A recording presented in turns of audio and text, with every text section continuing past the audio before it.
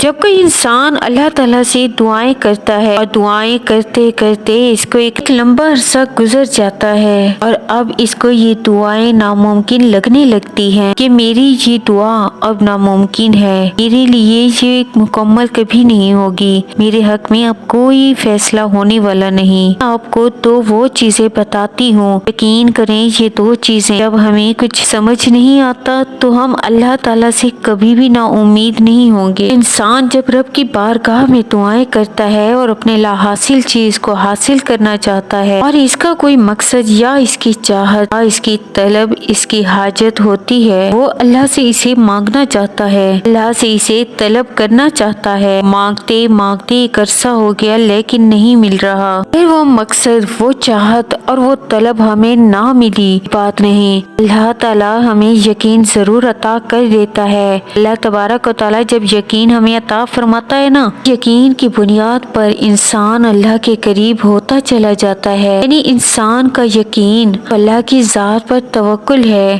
اللہ کی ذات پر بھروسہ ہے، وہ اس کا اور زیادہ بڑھ جاتا ہے۔ ایک شخص اللہ سے اپنی حاجت، ضرورت، اپنی محبت یا اپنا مقصد اللہ سے مانگ رہا ہے، وہ روز روز مزید سے مزید اللہ تعالیٰ کے قریب ہوتا چلا جاتا ہے۔ بات یہ ہے کہ جب بندہ اللہ کے سامنے آتا ہے تو اپنا مقصد، اپنے حق، حاجت اور ضرورت کے لیے آتا ہے، تو اللہ کے قریب آ جانا انسان کے لیے بہت بڑی نعمت ہے۔ اللہ کا قرب حاصل کر لینا ایک بہت بڑی اللہ کی رحمت ہے۔ ایک انسان جو بار بار بادشاہ کے دربار میں جا رہا ہوتا ہے، بار بار دروازہ کھٹکاتا ہے اس امید سے کہ مجھے ملے گا، مطلب یہ کہ اس کا یقین بڑھتا جاتا ہے کہ آج میرے لیے بڑی امیدوں کے ساتھ، بڑے یقین کے ساتھ کہ آج میرے لیے رحمت کا دروازہ کھول دیا جائے گا، آج میرے لیے بادشاہ دروازہ کھولے گا اور میری حاجت کو پورا کرے گا، تو اس سے کئی گنا زیادہ، بلکہ زمین و آسمان اور پوری کائنات کا بادشاہ تمہارا رب وہ اللہ ہے۔ تو رب کی بارگاہ میں بار بار حاضر ہو جانا یہ بہت بڑی نعمت ہے جو ہر کسی کو نصیب نہیں ہوتی۔ یہ اللہ کے خاص چنے ہوئے بندے ہوتے ہیں جن کو اللہ تعالیٰ خود اپنے قریب بلاتا ہے۔ اللہ کو گڑ گڑانا، اس کا آنسو بہانا اچھا لگ رہا ہوتا ہے، یہ اللہ تبارک و تعالیٰ کا بہت پیارا بندہ ہوتا ہے۔ اللہ اسے صبر عطا کر دیتا ہے، اس کے بدلے اللہ اسے بہتر سے زیادہ بہترین سے نوازتا ہے اور روز قیامت اس کے صبر کے بدلے اسے نوازے گا، اس کے مانگنے سے زیادہ اسے اجر دے گا، بس آپ نے صبر سے مانگنا ہے۔ قرآن میں اللہ تعالیٰ تمہیں اس کا اشارہ دے رہا ہے، اور جن لوگوں نے کہا کہ اللہ ہمارا رب ہے اور پھر وہ اس پر ثابت قدم رہے، یقیناً اس پر فرشتے نازل ہوتے ہیں اور کہتے ہیں کہ نہ ڈرو، نہ غم کرو اور خوش ہو جاؤ، اور جس کا ہم نے تم سے وعدہ لیا اور ہم اس دنیا کی زندگی میں بھی تمہارے ساتھی تھے اور آخرت میں بھی، تم جو کچھ چاہو تمہیں ملے گا اور ہر وہ چیز جس کی تم تمنا کرو گے وہ تمہاری ہوگی، یہ ہے سامان ضیافت اس ہستی کی طرف سے جو غفور و رحیم ہے۔ جانتے ہو جب اللہ تعالیٰ تمہیں کوئی قیمتی چیز عطا کرتا ہے تو سب سے پہلے تمہارے نفس میں گنجائش کو پیدا کرتا ہے، کیونکہ انسان کا نفس تنگی میں مبتلا ہوتا ہے، اس لیے پہلے اس پر دباؤ ڈالا جاتا ہے تاکہ اس میں وسعت، ٹھہراؤ اور کشادگی پیدا ہو سکے۔ بالکل اسی طرح اگر آج تمہاری اپنی من پسند چیزوں کے حصول کے لیے کوئی تکلیف اٹھانی پڑ رہی ہے، اگر تم ان تکلیفوں کے بعد بھی برداشت کا رویہ قائم رکھتے ہو تو جان لو تمہاری یہ کیفیت اشارہ کرتی ہے ان قریب وہ تم پر اپنا کن خاص کرنے والا ہے۔ حدیث قدسی ہے کہ جس نے کوشش کی اور اللہ سے مدد کو طلب کیا اور استغفار کو لازم پکڑا، اللہ عز و جل لازماً اس کے اوپر اپنے فضل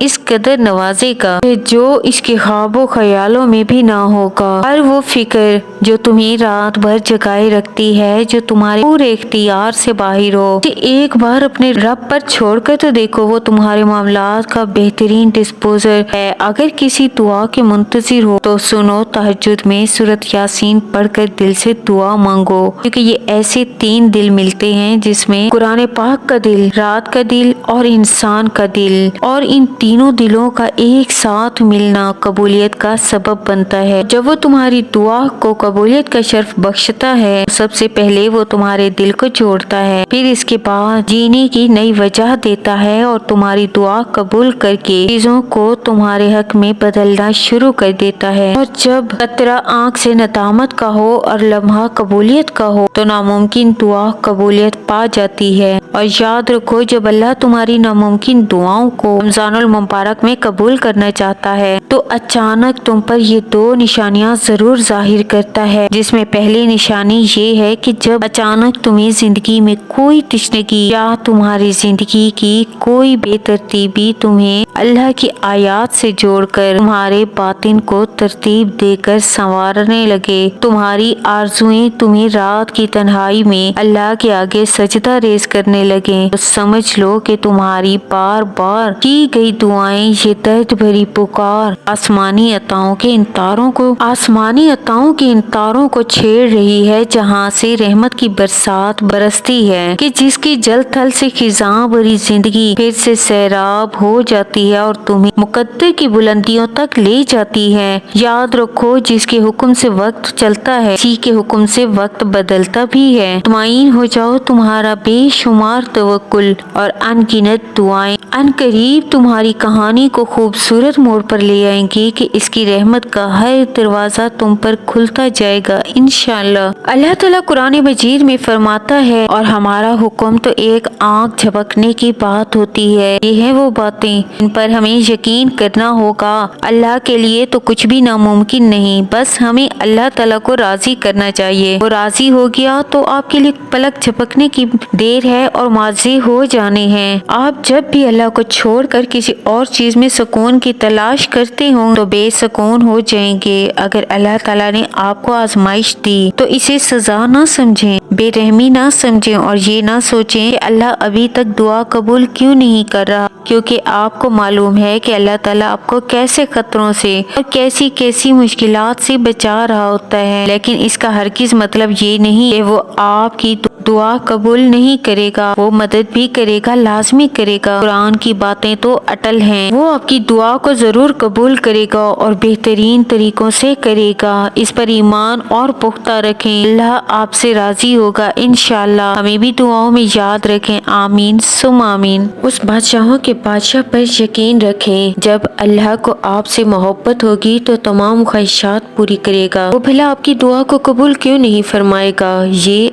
आप लोगों को गौर करना चाहिए, क्योंकि एक रास्ता है अपनी दुआओं को कबूल करवाने का। सूरह हूद की आयत नंबर 123 में अल्लाह ताला कह रहा है, ए आसमानों और जमीनों की छुपी चीजों का इल्म खुदा ही को है, तो तमाम अमूर का रजू इसकी तरफ है, तो इसकी ही इबादत करो और इसी पर भरोसा करो। जो तुम कर रहे हो तुम्हारा परवरदिगार इससे बेखबर नहीं, तुम्हारी हर दिल की बात का इल्म तुम्हारे अल्लाह को है, इससे कुछ भी छुपा हुआ नहीं। अल्लाह की इबादत के साथ इस पर भरोसा रखो, तहज्जुद अदा करो। इसके बावजूद भी अगर तुम वसवसों की जगह देते हो तो ये तुम्हारी कमजोरी है। यहाँ मैं वीडियो का एंड करूंगी। उम्मीद करती हूँ कि आज की वीडियो ने आपकी कुछ हेल्प की होगी, और जो मेरे बहन भाई मायूस हो रहे हैं सिर्फ और सिर्फ कुरान पाक की आयत पर गौर करें। खास अल्लाह का पैगाम है, मैं चाहे जितनी भी बातें कह लूँ, मैं गुनहगार हूँ, मैं गलत कह सकती हूँ, लेकिन देखें अल्लाह का कहा हुआ बरहक है, सच है। जो मान लेगा इसके लिए रहमत है, शिफा है। जो नहीं मानेगा वो खुद ही खुद को थकाता रहेगा, भटकाता रहेगा। बेहतर है इसको मान ले, अपने रब को इस यकीन और तवक्कुल के रास्ते पर आप चले हैं, आप इसको अपना ले। मुझे अपनी दुआओं में रखें याद, आप सब लोग भी मेरी दुआओं में शामिल हैं। मेरी दुआ है अपने तमाम बहन भाइयों के लिए, अल्लाह पाक आप सबको कामयाब करे। आपकी दुआएं, आपकी चाहतें तो मेरे बहन भाई मुझे कमेंट्स में दुआ के लिए कहते हैं, आप सबकी दिल से मांगी एक एक दुआ को अल्लाह ताला कबूलियत का शर्फ अता फरमाए, इन पर कुन फरमाए, आमीन। इंशाअल्लाह मिलते हैं नेक्स्ट वीडियो में। अपनी बहन को दे इजाजत, अल्लाह हाफिज, जज़ाकल्लाह।